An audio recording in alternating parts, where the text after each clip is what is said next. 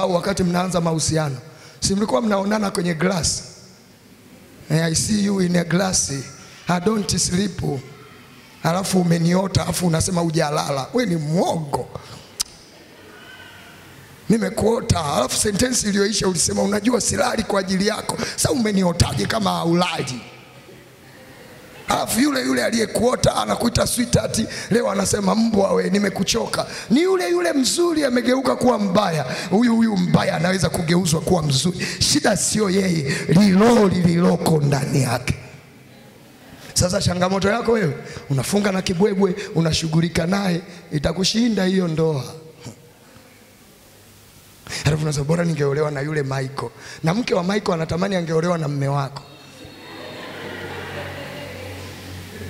Mimi nakwambia ukweli, kwa sababu mambo ya silini huyajui tu. Acha watu wapige makeup namna hii, waache na makeup zao. Makeup muda mwingine zinatusaidia kuficha hisia za ovyo, lakini kilichopo ndani tunakijua wenyewe. Kwa hiyo unaposema unajua mimi natamani ndoa ya yule, ningeolewaga tu na yule, na mke wa yule anasema yani angeolewa na mume wako, labda kungekuwa na unafuu.